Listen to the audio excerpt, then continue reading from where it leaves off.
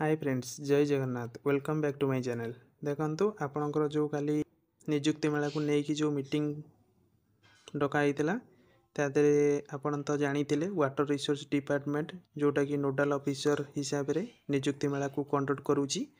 देखंतु water resource department तरफ notice भी काली हो जाइए। देखंतु लेटर नंबर रही, डेट भी रही।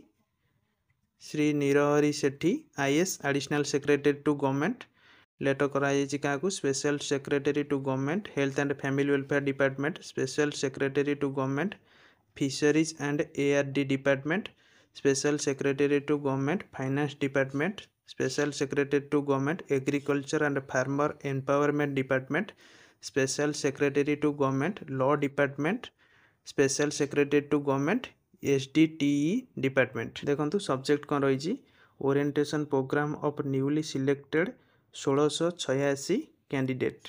आपणकर 1686 कैंडिडेट ये जो डिपार्टमेंट रहा आदि 1686 पिला नियुक्ति मेला फाइनल करा ऑन 15/9/2025 at 3टा PM 15 तारीख 3टा PM रे नियुक्ति मेला आपणकर हवाक जाऊँगी।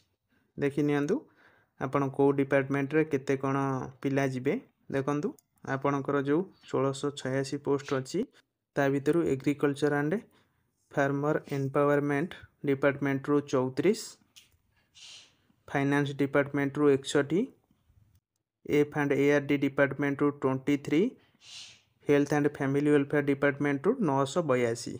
आपणकर जो फार्मेसी ऑफिसर थिला 203, एमपीएसडब्ल्यू रे थिला 686, 982 पिला डका नियुक्ति मेला को।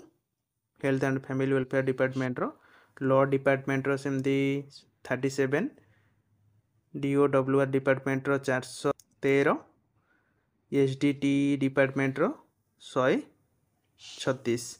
टोटाल जदि आपण देखिए आपणकर 1686 कैंडिडेट को डका नियुक्ति मेला 15/9/2025 3टा PM रे कंडक्ट करा जिवो।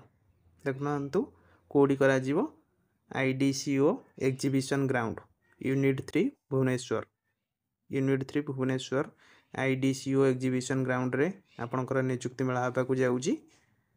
सब डिपार्टमेंट को नोटिस वाटर रिसोर्स डिपार्टमेंट तरफ करा जाइए।